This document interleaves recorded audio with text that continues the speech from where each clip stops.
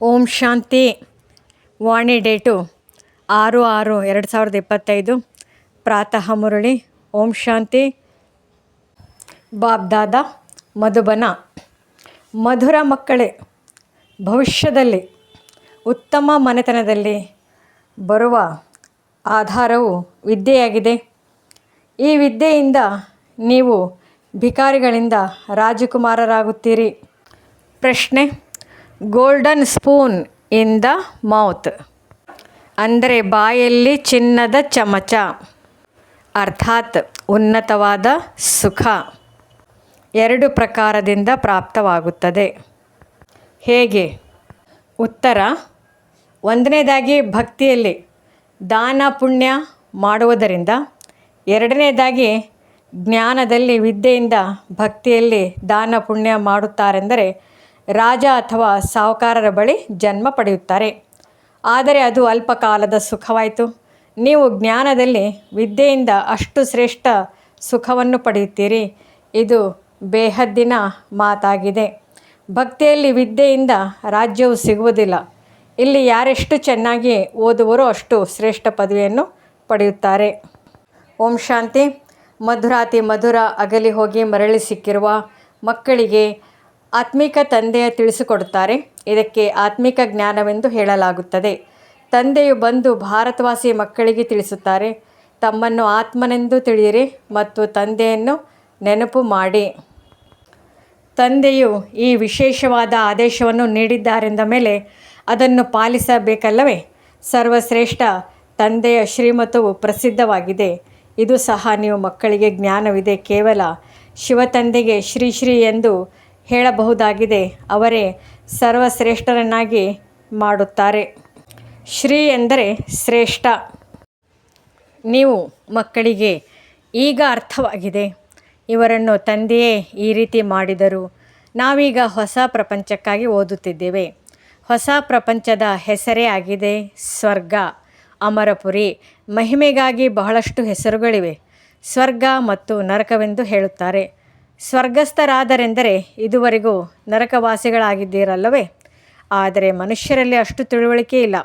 ಸ್ವರ್ಗ, ನರಕ, ಹೊಸ ಪ್ರಪಂಚ ಮತ್ತು ಹಳೆಯ ಪ್ರಪಂಚವೆಂದು ಯಾವುದಕ್ಕೆ ಹೇಳಲಾಗುತ್ತದೆ ಎಂಬುದನ್ನು ತಿಳಿದಿಲ್ಲ. ಹೊರಗಿನ ಆಡಂಬರವು ಎಷ್ಟೊಂದಿದೆ. ನೀವು ಮಕ್ಕಳಲ್ಲಿಯೂ ಸಹ ತಂದೆಯೇ ಓದಿಸುತ್ತಾರೆ ಎಂಬುದನ್ನು ಕೆಲವರೇ ಯಥಾರ್ಥವಾಗಿ ತಿಳಿದುಕೊಂಡಿದ್ದಾರೆ. ನಾವು ಈ ಲಕ್ಷ್ಮೀ ನಾರಾಯಣರಾಗಲು ಬಂದಿದ್ದೇವೆ. ನಾವು ಭಿಕಾರಿಗಳಿಂದ ರಾಜಕುಮಾರರಾಗುತ್ತೇವೆ. ಮೊಟ್ಟ ಮೊದಲು ನಾವು ಹೋಗಿ ರಾಜಕುಮಾರರಾಗುತ್ತೇವೆ. ಇದು ವಿದ್ಯೆಯಾಗಿದೆ.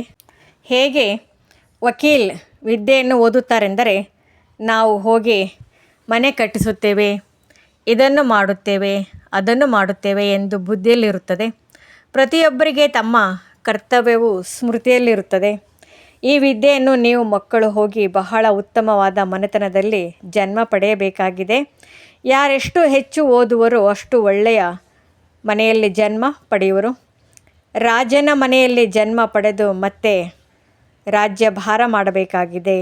Golden spoon in the mouth ಎಂದು ಗಾಯನವೂ ಇದೆ. ಮೊದಲನೇದಾಗಿ ಜ್ಞಾನದ ಮೂಲಕ ಈ ಸುಖವು ಪ್ರಾಪ್ತಿಯಾಗುತ್ತದೆ. 2ನೇದಾಗಿ ಒಂದು ವೇಳೆ ದಾನ ಪುಣ್ಯವನ್ನು ಚೆನ್ನಾಗಿ ಮಾಡಿದ್ದರೂ ಸಹ ರಾಜನ ಬಳಿ ಜನ್ಮ ಸಿಗುವುದು. ಆದರೆ ಅದು ಹದ್ದಿನ ಸುಖವಾಯಿತು. ಇದು ಬೇಹದ್ದಿನ ಮಾತಾಗಿದೆ. ಪ್ರತಿಯೊಂದು ಮಾತನ್ನು ಚೆನ್ನಾಗಿ ಅರಿತುಕೊಳ್ಳಿ. ಏನಾದರೂ ಅರ್ಥವಾಗದಿದ್ದರೆ ನೀವು ಕೇಳಬಹುದು. ಇಂತಿಂತಹ ಮಾತುಗಳನ್ನು ತಂದೆಯೊಂದಿಗೆ ಕೇಳಬೇಕೆಂದು ಬರೆದಿಟ್ಟುಕೊಳ್ಳಿ. ಮುಖ್ಯವಾದುದು ತಂದೆಯ ನೆನಪಿನ ಮಾತಾಗಿದೆ. ಬಾಕಿ ಯಾವುದೇ ಸಂಶಯವಿದ್ದರೆ ಅದನ್ನು ತಂದೆಯು ಸರಿಪಡಿಸುತ್ತಾರೆ. ಭಕ್ತಿ ಮಾರ್ಗದಲ್ಲಿ ಎಷ್ಟು ದಾನ ಪುಣ್ಯವನ್ನು ಮಾಡುವರೋ ಅಷ್ಟು ಸಾಹುಕಾರರ ಬಳಿ ಜನ್ಮ ಪಡೆಯುತ್ತಾರೆ. ಯಾವುದೇ ಕೆಟ್ಟ ಕರ್ಮವನ್ನು ಮಾಡಿದರೆ ಮತ್ತೆ ಅಂತಹ ಜನ್ಮವೇ ಸಿಗುತ್ತದೆ. ತಂದೆಯ ಬಳಿ ಬರುತ್ತಾರೆ. ಕೆಲವರಿಗಂತೂ ಇಂತಹ ಕರ್ಮ ಬಂಧನಗಳಿವೆ, ಅದರ ಮಾತೇ ಕೇಳಬೇಡಿ. ಇವೆಲ್ಲವೂ ಹಿಂದಿನ ಕರ್ಮ ಬಂಧನಗಳಾಗಿವೆ. ರಾಜರು ಸಹ ಕೆಲವರು ಈ ರೀತಿಯವರು ಇರುತ್ತಾರೆ. ಕರ್ಮ ಬಂಧನವು ಬಹಳ ಕಠಿಣವಾಗಿರುತ್ತದೆ. ಈ ಲಕ್ಷ್ಮೀ ನಾರಾಯಣರಿಗಂತೂ ಯಾವುದೇ ಬಂಧನವಿಲ್ಲ. ಅಲ್ಲಿ ಯೋಗ ಬಲದ ರಚನೆಯಾಗಿರುತ್ತದೆ. ಯಾವಾಗ ನಾವು ಯೋಗ ಬಲದಿಂದ ವಿಶ್ವದ ರಾಜ್ಯ ಭಾಗ್ಯವನ್ನು ತೆಗೆದುಕೊಳ್ಳುತ್ತೇವೆ ಅಂದ ಮೇಲೆ ಯೋಗದ ಬಲದಿಂದ ಮಕ್ಕಳಾಗಲು ಸಾಧ್ಯವಿಲ್ಲವೇ? ಮೊದಲೇ ಸಾಕ್ಷಾತ್ಕಾರವಾಗಿ ಬಿಡುತ್ತದೆ. ಅಲ್ಲಂತೂ ಇದು ಸಾಮಾನ್ಯ ಮಾತಾಗಿರುತ್ತದೆ. ಖುಷಿಯಲ್ಲೇ ಮಂಗಳವಾದ್ಯಗಳು ಮೊಳಗುತ್ತಿರುತ್ತವೆ. ವೃದ್ಧರಿಂದ ಚಿಕ್ಕ ಮಗುವಾಗಿ ಬಿಡುತ್ತಾರೆ. ಮಕ್ಕಳಿಗೆ ಮಹಾತ್ಮರಿಗಿಂತಲೂ ಹೆಚ್ಚು ಮಾನ್ಯತೆಯನ್ನು ಕೊಡಲಾಗುತ್ತದೆ. ಏಕೆಂದರೆ ಆ ಮಹಾತ್ಮರಂತೂ ಇಡೀ ಜೀವನವನ್ನು ಕಳೆದು ದೊಡ್ಡವರಾಗಿದ್ದಾರೆ. ವಿಕಾರಗಳೇನೆಂದು ಅವರಿಗೆ ತಿಳಿದಿದೆ. ಚಿಕ್ಕ ಮಕ್ಕಳಿಗೆ ಏನೂ ತಿಳಿದಿರುವುದಿಲ್ಲ. ಆದ್ದರಿಂದ ಮಕ್ಕಳು ಮಹಾತ್ಮರಿಗಿಂತಲೂ ಉತ್ತಮರೆಂದು ಹೇಳಲಾಗುತ್ತದೆ. ಅಲ್ಲಂತೂ ಎಲ್ಲರೂ ಮಹಾತ್ಮರಿರುತ್ತಾರೆ. ಕೃಷ್ಣನಿಗೂ ಮಹಾತ್ಮನೆಂದು ಹೇಳುತ್ತಾರೆ. ಕೃಷ್ಣನು ಸತ್ಯ ಮಹಾತ್ಮನಾಗಿದ್ದಾನೆ. ಸತ್ಯುಗದಲ್ಲಿಯೇ ಮಹಾನ್ ಆತ್ಮರಿರುತ್ತಾರೆ.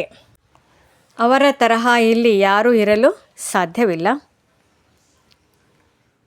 ನೀವು ಮಕ್ಕಳಿಗೆ ಬಹಳ ಖುಷಿ ಇರಬೇಕು. ನಾವೀಗ ಹೊಸ ಪ್ರಪಂಚದಲ್ಲಿ ಜನ್ಮ ತೆಗೆದುಕೊಳ್ಳುತ್ತೇವೆ. ಈ ಹಳೆಯ ಪ್ರಪಂಚವು ಸಮಾಪ್ತಿಯಾಗಲಿದೆ. ಮನೆಯು ಹಳೆಯದಾದಾಗ ಹೊಸ ಮನೆಯ ಖುಷಿ ಇರುತ್ತದೆ ಅಲ್ಲವೇ? ಎಷ್ಟು ಒಳ್ಳೊಳ್ಳೆಯ ಮಾರ್ಬಲ್ನಿಂದ ಕೂಡಿದ ಮನೆಗಳನ್ನು ಕಟ್ಟುತ್ತೀರಿ. ಹೇಗೆ ಜೈನರ ಬಳಿ ಬಹಳಷ್ಟು ಹಣವಿರುತ್ತದೆ. ಅವರು ತಮ್ಮನ್ನು ಉತ್ತಮ ಕುಲದವರೆಂದು ಹೇಳುತ್ತಾರೆ. ವಾಸ್ತವದಲ್ಲಿ ಇಲ್ಲಿ ಯಾವುದೂ ಉತ್ತಮ ಕುಲವಿಲ್ಲ. ಉತ್ತಮ ಕುಲದಲ್ಲಿ ವಿವಾಹ ಮಾಡಿಕೊಳ್ಳುವುದಕ್ಕಾಗಿ ಮನೆಯನ್ನು ಹುಡುಕುತ್ತಾರೆ. ಅಲ್ಲಿ ಕುಲ ಇತ್ಯಾದಿಗಳ ಮಾತೇ ಇರುವುದಿಲ್ಲ. ಅಲ್ಲಿ ಒಂದೇ ದೇವತಾ ಕುಲವಿರುತ್ತದೆ, ಮತ್ಯಾವುದೂ ಇಲ್ಲ. ಇದಕ್ಕಾಗಿ ನಾವೆಲ್ಲ ಆತ್ಮಗಳು, ಒಬ್ಬ ತಂದೆಯ ಮಕ್ಕಳೆಂದು ನೀವು ಸಂಗಮದಲ್ಲಿ ಅಭ್ಯಾಸ ಮಾಡುತ್ತೀರಿ. ಮೊದಲು ಆತ್ಮ, ನಂತರ ಈ ಶರೀರವು ಸಿಗುವುದು. ಪ್ರಪಂಚದಲ್ಲಿ ಎಲ್ಲರೂ ದೇಹಾಭಿಮಾನಿಗಳಾಗಿರುತ್ತಾರೆ. ನೀವಂತೂ ಈಗ ದೇಹಿ ಅಭಿಮಾನಿಗಳಾಗಬೇಕಾಗಿದೆ. ಗೃಹಸ್ಥ ವ್ಯವಹಾರದಲ್ಲಿರುತ್ತಾ ತಮ್ಮ ಸ್ಥಿತಿಯನ್ನು ಜಮಾ ಮಾಡಿಕೊಳ್ಳಬೇಕಾಗಿದೆ. ತಂದೆಗೆ ಎಷ್ಟೊಂದು ಮಂದಿ ಮಕ್ಕಳಿದ್ದಾರೆ, ಎಷ್ಟು ದೊಡ್ಡ ಗೃಹಸ್ಥವಿದೆ, ಎಷ್ಟೊಂದು ಜವಾಬ್ದಾರಿ ಇರುತ್ತದೆ. ಇವರು ಸಹ ಪರಿಶ್ರಮ ಪಡಬೇಕಾಗುತ್ತದೆ. ನಾನೇನು ಸನ್ಯಾಸಿ ಅಲ್ಲ. ತಂದೆಯು ಇವರಲ್ಲಿ ಅಂದರೆ ಬ್ರಹ್ಮರವರಲ್ಲಿ ಪ್ರವೇಶ ಮಾಡಿದ್ದಾರೆ. ಬ್ರಹ್ಮ ವಿಷ್ಣು ಶಂಕರನಿಗೂ ಚಿತ್ರವಿದೆಯಲ್ಲವೇ? ಬ್ರಹ್ಮನು ಎಲ್ಲರಿಗಿಂತ ಉತ್ತಮನಾಗಿದ್ದಾರೆ.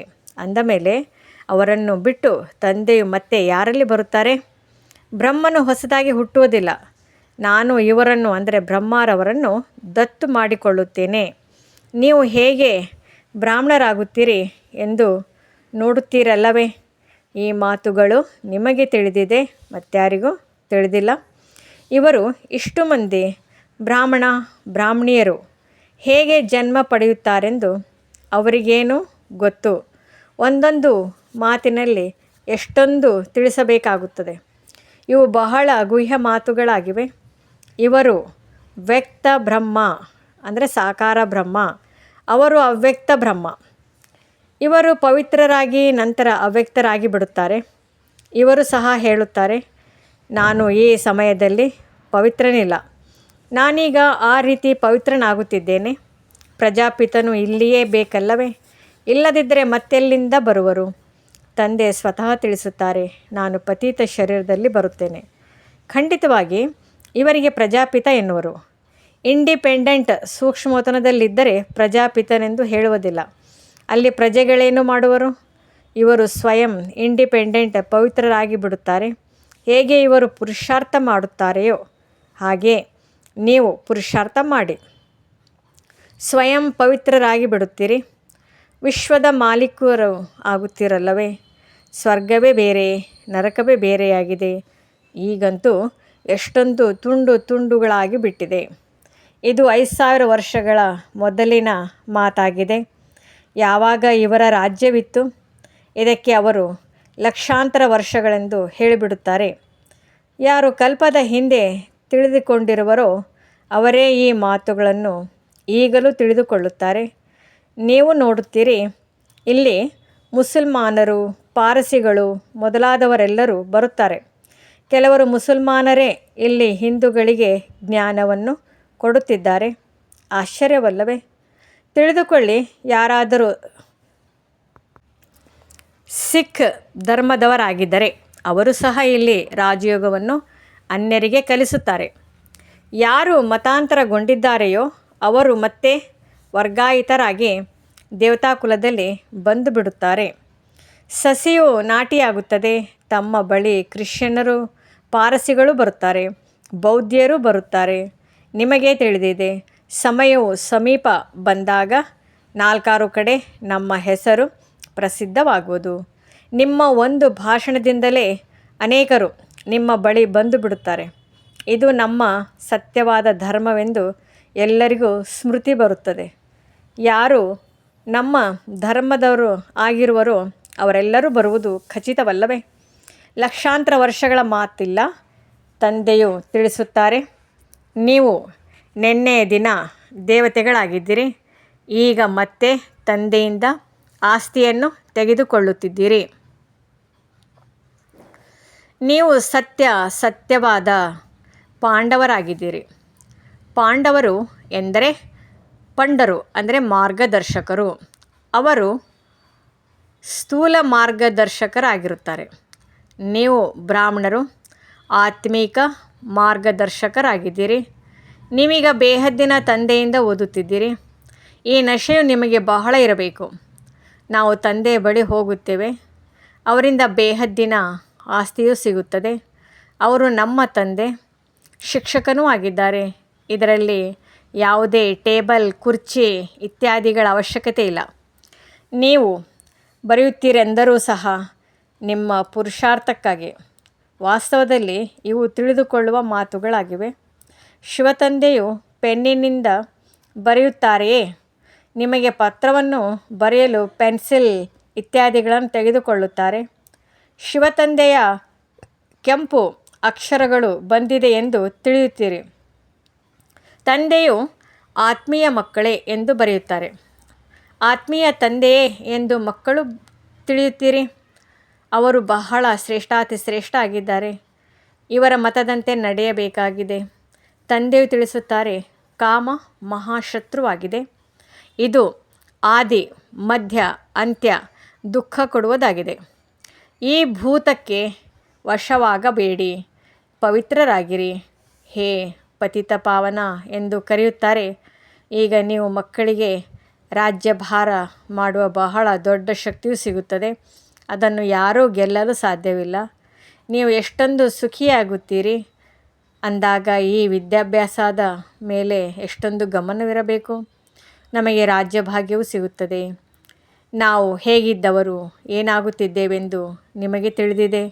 ಭಗವಾನ್ ವಾಚ್ ಇದೆಯಲ್ಲವೇ? ನಾನು ನಿಮಗೆ ರಾಜಯೋಗವನ್ನು ಕಲಿಸುತ್ತೇನೆ, ರಾಜರಿಗೂ ರಾಜರನ್ನಾಗಿ ಮಾಡುತ್ತೇನೆ. ಯಾರಿಗೆ ಭಗವಂತನೆಂದು ಹೇಳಲಾಗುತ್ತದೆ ಎಂಬುದು ಯಾರಿಗೂ ತಿಳಿದಿಲ್ಲ. ಓ ಬಾಬಾ ಎಂದು ಆತ್ಮವೇ ಕರೆಯುತ್ತದೆ. ಅಂದ ಮೇಲೆ ಅವರು ಯಾವಾಗ ಮತ್ತು ಹೇಗೆ ಬರುತ್ತಾರೆಂದು ತಿಳಿದಿರಬೇಕಲ್ಲವೇ? ಮನುಷ್ಯರೇ ನಾಟಕದ ಆದಿ, ಮಧ್ಯ, ಅಂತ್ಯದ ಕಾಲಾವಧಿಯನ್ನು ತಿಳಿದುಕೊಳ್ಳಬೇಕಾಗಿದೆಯಲ್ಲವೇ? ಇದನ್ನು ತಿಳಿಯುವುದರಿಂದ ನೀವು ದೇವತೆಗಳಾಗಿ ಬಿಡುತ್ತೀರಿ. ಜ್ಞಾನವಿರುವುದೇ ಸದ್ಗತಿಗಾಗಿ. ಈ ಸಮಯವು ಕಲಿಯುಗದ ಅಂತ್ಯವಾಗಿದೆ. ಎಲ್ಲರೂ ದುರ್ಗತಿಯಲ್ಲಿದ್ದಾರೆ. ಸದ್ಗತಿಯಲ್ಲಿ ಸತ್ಯುಗದಲ್ಲಿ ಇರುತ್ತಾರೆ. ಸರ್ವರ ಸದ್ಗತಿ ಮಾಡಲು ತಂದೆಯು ಬಂದಿದ್ದಾರೆ. ಎಲ್ಲರನ್ನು ಜಾಗೃತ ಮಾಡಲು ಬಂದಿದ್ದಾರೆಂಬುದನ್ನು ನೀವು ತಿಳಿದುಕೊಂಡಿದ್ದೀರಿ. ಇದೇನು ಸ್ಮಶಾನವಲ್ಲ, ಆದರೆ ಘೋರ ಅಂಧಕಾರದಲ್ಲಿ ಮಲಗಿದ್ದಾರೆ. ಅವರನ್ನು ಜಾಗೃತ ಮಾಡಲು ಬರುತ್ತಾರೆ. ಯಾವ ಮಕ್ಕಳು ಘೋರ ಅಂಧಕಾರದ ನಿದ್ರೆಯಿಂದ ಎಚ್ಚರವಾಗುತ್ತಾರೆಯೋ ಅವರಲ್ಲಿ ಬಹಳ ಖುಷಿ ಇರುತ್ತದೆ. ನಾವು ಶಿವತಂದೆಯ ಮಕ್ಕಳಾಗಿದ್ದೇವೆ. ಯಾವುದೇ ಪ್ರಕಾರದ ಚಿಂತೆ ಇಲ್ಲ. ತಂದೆಯು ನಿಮ್ಮನ್ನು ವಿಶ್ವದ ಮಾಲೀಕರನ್ನಾಗಿ ಮಾಡುತ್ತಾರೆ. ಅಳುವ ಮಾತೇ ಇರುವುದಿಲ್ಲ. ಈಗ ಇದು ದುಃಖದ ಪ್ರಪಂಚವಾಗಿದೆ.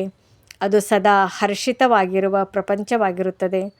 ಅವರ ಚಿತ್ರಗಳನ್ನು ನೋಡಿ ಹೇಗೆ ಶೋಭನಿಕ ಹರ್ಷಿತ ಮುಖಿಗಳನ್ನಾಗಿ ತೋರಿಸುತ್ತಾರೆ. ಆ ಮುಖ ಲಕ್ಷಣಗಳನ್ನು ಇಲ್ಲಿ ರಚಿಸಲು ಸಾಧ್ಯವಿಲ್ಲ. ಇವರ ರೀತಿಯೇ ಮುಖ ಲಕ್ಷಣಗಳು ಕಾಣುತ್ತವೆ ಎಂದು ಬುದ್ಧಿಯಿಂದ ತಿಳಿಯುತ್ತಾರೆ. ನೀವು ಮಧುರಾತಿ ಮಧುರ ಮಕ್ಕಳಿಗೆ ಈಗ ಸ್ಮೃತಿ ಬಂದಿದೆ. ಭವಿಷ್ಯದಲ್ಲಿ ನಾವು ಅಮರಪುರಿಯ ರಾಜರಾಗುತ್ತೇವೆ. ಈ ಮೃತ್ಯುಲೋಕ ಬಿದುರಿನ ಕಾಡಿಗೆ ಬೆಂಕಿ ಬೀಳುವುದಿದೆ. ಅಂತರ್ಯುದ್ಧದಲ್ಲಿಯೂ ಒಬ್ಬರು ಇನ್ನೊಬ್ಬರನ್ನು ಹೇಗೆ ಸಾಯಿಸುತ್ತಾರೆ, ನಾವು ಯಾರನ್ನು ಸಾಯಿಸುತ್ತೇವೆ ಎಂಬುದು ಸಹ ಯಾರಿಗೂ ತಿಳಿಯುವುದಿಲ್ಲ. ಹಾಹಾಕಾರದ ನಂತರ ಜೈ ಜೈಕಾರವಾಗುವುದು. ನಿಮ್ಮದು ವಿಜಯ ಮತ್ತು ಉಳಿದೆಲ್ಲರ ವಿನಾಶವಾಗಿ ಬಿಡುತ್ತದೆ. ರುದ್ರಮಾಲೆಯಲ್ಲಿ ಬಹಳಷ್ಟು ವಿಸ್ತಾರವಾಗಿ ಹರಡಿದೆ. ಜ್ಞಾನವು ಬೀಜವಾಗಿದೆ. ಬೀಜವು ಎಷ್ಟು ಚಿಕ್ಕದಾಗಿದೆ. ಬೀಜ ರೂಪನು ತಂದೆಯಾಗಿದ್ದಾರೆ. ಈ ವೃಕ್ಷದ ಪಾಲನೆ ವಿನಾಶ ಹೇಗಾಗುತ್ತದೆ ಎಂದು ನೀವು ತಿಳಿದುಕೊಂಡಿದ್ದೀರಿ. ಇದು ವಿಭಿನ್ನ ಧರ್ಮಗಳ ತಲೆ ಕೆಳಗಾದ ವೃಕ್ಷವಾಗಿದೆ. ಪ್ರಪಂಚದಲ್ಲಿ ಇದು ಯಾರೊಬ್ಬರಿಗೂ ತಿಳಿದಿಲ್ಲ. ಈಗ ಮಕ್ಕಳು ತಂದೆಯನ್ನು ನೆನಪು ಮಾಡುವ ಬಹಳ ಪರಿಶ್ರಮ ಪಡಬೇಕಾಗಿದೆ. ಆಗಲೇ ವಿಕರ್ಮವು ವಿನಾಶವಾಗಿ ಬಿಡುವುದು. ಈ ಗೀತೆಯನ್ನು ಓದುವವರು ಸಹ ಮನ್ಮನಾಭವ, ದೇಹದ ಎಲ್ಲ ಧರ್ಮಗಳನ್ನು ಬಿಟ್ಟು ತಮ್ಮನ್ನು ಆತ್ಮನೆಂದು ತಿಳಿದು ತಂದೆಯನ್ನು ನೆನಪು ಮಾಡಿ ಎಂದು ಹೇಳುತ್ತಾರೆ. ಮನುಷ್ಯರು ಇದರ ಅರ್ಥವನ್ನು ತಿಳಿದುಕೊಂಡಿಲ್ಲ. ಅದು ಭಕ್ತಿ ಮಾರ್ಗವಾಗಿದೆ, ಇದು ಜ್ಞಾನ ಮಾರ್ಗವಾಗಿದೆ. ಈ ರಾಜಧಾನಿಯು ಸ್ಥಾಪನೆಯಾಗುತ್ತಿದೆ. ಯಾವುದೇ ಚಿಂತೆಯ ಮಾತಿಲ್ಲ. ಸ್ವಲ್ಪ ಜ್ಞಾನವನ್ನು ಕೇಳುವವರು ಸಹ ಪ್ರಜೆಗಳಲ್ಲಿ ಬರುತ್ತಾರೆ, ಶ್ರೇಷ್ಠ ಪದವಿಯನ್ನು ಪಡೆಯುತ್ತಾರೆ. ಬುದ್ಧಿಯಲ್ಲಿ ಈ ತಿಳುವಳಿಕೆ ಇದೆ ಅಲ್ಲವೇ? ನಾವು ಹೊಸ ಪ್ರಪಂಚದಲ್ಲಿ ರಾಜಕುಮಾರರಾಗುತ್ತೇವೆ. ಹೇಗೆ ವಿದ್ಯಾರ್ಥಿಗಳು ಪರೀಕ್ಷೆಯನ್ನು ತೇರ್ಗಡೆ ಮಾಡಿದಾಗ ಅವರಿಗೆ ಎಷ್ಟೊಂದು ಮಾಲೀಕರಾಗುತ್ತೇವೆ. ಯಾವುದೇ ಮಾತಿನಲ್ಲಿ ಎಂದೂ ಮುನಿಸಿಕೊಳ್ಳಬಾರದು. ಬ್ರಾಹ್ಮಣಿಯೊಂದಿಗೆ ಆಗುವುದಿಲ್ಲವೆಂದರೆ ತಂದೆಯೊಂದಿಗೆ ಮುನಿಸಿಕೊಳ್ಳುತ್ತಾರೆ. ಅರೆ, ನೀವು ತಂದೆಯೊಂದಿಗಾದರೂ ಬುದ್ಧಿಯನ್ನು ಜೋಡಿಸಿ ಅವರನ್ನು ಪ್ರೀತಿಯಿಂದ ನೆನಪು ಮಾಡಿ. ಬಾಬಾ, ನಾವು ತಮ್ಮನ್ನೇ ನೆನಪು ಮಾಡುತ್ತಾ ಮಾಡುತ್ತಾ ಮನೆಗೆ ಬಂದು ಬಿಡುತ್ತೇವೆ. ಒಳ್ಳೆಯದು. ಮಧುರಾತಿ ಮಧುರ ಅಗಲಿ ಹೋಗಿ ಮರಳಿ ಸಿಕ್ಕಿರುವಂತಹ ಮಕ್ಕಳಿಗೆ ಮಾತಾ ಪಿತಾ ಬಾಬ್ದಾದಾರವರ ನೆನಪು, ಪ್ರೀತಿ ಹಾಗೂ ನಮಸ್ತೆ. ಆತ್ಮೀಯ ಮಕ್ಕಳಿಗೆ ಆತ್ಮೀಯ ತಂದೆಯ ನಮಸ್ತೆ. ಧಾರಣೆಗಾಗಿ ಮುಖ್ಯ ಸಾರ. ಮೊದಲನೇದು, ಯಾವುದೇ ಮಾತಿನ ಚಿಂತೆ ಮಾಡಬಾರದು.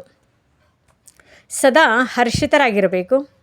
ಸ್ಮೃತಿ ಇರಲಿ, ನಾವು ಶಿವ ತಂದೆಯ ಮಕ್ಕಳಾಗಿದ್ದೇವೆ. ನಮ್ಮನ್ನು ವಿಶ್ವದ ಮಾಲೀಕರನ್ನಾಗಿ ಮಾಡಲು ತಂದೆಯು ಬಂದಿದ್ದಾರೆ. ಎರಡನೇ ಪಾಯಿಂಟ್, ತಮ್ಮ ಸ್ಥಿತಿಯನ್ನು ಏಕರಸವಾಗಿಟ್ಟುಕೊಳ್ಳಲು ಆತ್ಮಾಭಿಮಾನಿಗಳಾಗುವ ಪುರುಷಾರ್ಥ ಮಾಡಬೇಕಾಗಿದೆ. ಈ ಹಳೆಯ ಮನೆಯೊಂದಿಗಿನ ಮಮತ್ವವನ್ನು ಕಳೆಯಬೇಕಾಗಿದೆ. ವರದಾನ: ಮನನ ಶಕ್ತಿಯ ಮುಖಾಂತರ ಬುದ್ಧಿಯನ್ನು ಶಕ್ತಿಶಾಲಿಯನ್ನಾಗಿ ಮಾಡಿಕೊಳ್ಳುವಂತಹ ಮಾಸ್ಟರ್ ಸರ್ವಶಕ್ತಿಮಾನ್ ಭವ. ಮನನ ಶಕ್ತಿಯೇ ದಿವ್ಯ ಬುದ್ಧಿಯ ಪೌಷ್ಟಿಕ ಆಹಾರವಾಗಿದೆ. ಹೇಗೆ ಭಕ್ತಿಯಲ್ಲಿ ಸ್ಮರಣೆ ಮಾಡುವ ಅಭ್ಯಾಸಿಯಾಗಿರುತ್ತಾರೆ, ಹಾಗೆ ಜ್ಞಾನದಲ್ಲಿ ಸ್ಮೃತಿಯ ಶಕ್ತಿಯಾಗಿದೆ. ಈ ಶಕ್ತಿಯ ಮುಖಾಂತರ ಮಾಸ್ಟರ್ ಸರ್ವಶಕ್ತಿಮಾನ್ ಆಗಿ ಪ್ರತಿದಿನ ಅಮೃತ ವೇಳೆ ತಮ್ಮ ಒಂದು ಟೈಟಲ್ ಅನ್ನು ಸ್ಮೃತಿಯಲ್ಲಿ ತನ್ನಿ ಮತ್ತು ಮನನ ಮಾಡುತ್ತೀರಿ. ಆಗ ಮನನ ಶಕ್ತಿಯಿಂದ ಬುದ್ಧಿ ಶಕ್ತಿಶಾಲಿಯಾಗಿರುತ್ತದೆ. ಶಕ್ತಿಶಾಲಿ ಬುದ್ಧಿಯ ಮೇಲೆ ಮಾಯೆಯು ವಾರ್ ಆಗಲು ಸಾಧ್ಯವಿಲ್ಲ, ಪರವಶವಾಗಲು ಸಾಧ್ಯವಿಲ್ಲ. ಏಕೆಂದರೆ ಮಾಯೆ ಎಲ್ಲಕ್ಕಿಂತ ಮೊದಲು ವ್ಯರ್ಥ ಸಂಕಲ್ಪರೂಪಿ ಬಾಣದ ಮೂಲಕ ದಿವ್ಯ ಬುದ್ಧಿಯನ್ನೇ ಬಲಹೀನ ಮಾಡಿಬಿಡುವುದು. ಈ ಬಲಹೀನತೆಯಿಂದ ತಪ್ಪಿಸಿಕೊಳ್ಳುವ ಸಾಧನವೇ ಆಗಿದೆ ಮನನ ಶಕ್ತಿ. ಸ್ಲೋಗನ್: ಆಜ್ಞಾಕಾರಿ ಮಕ್ಕಳೇ ಆಶೀರ್ವಾದಕ್ಕೆ ಪಾತ್ರರಾಗಿದ್ದಾರೆ. ಆಶೀರ್ವಾದದ ಪ್ರಭಾವ ಹೃದಯವನ್ನು ಸದಾ ಸಂತುಷ್ಟವಾಗಿಟ್ಟಿರುತ್ತದೆ.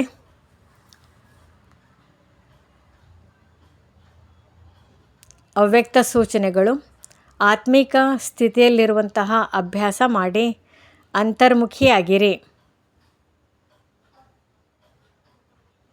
ಸದಾ ಬೇಹದ್ದಿನ ಆತ್ಮಿಕ ದೃಷ್ಟಿ, ಸಹೋದರನ ವೃತ್ತಿಯಿಂದ ಯಾವುದೇ ಆತ್ಮನ ಪ್ರತಿ ಶುಭ ಭಾವನೆ ಇಡುವ ಫಲ ಅವಶ್ಯವಾಗಿ ಸಿಗುತ್ತದೆ.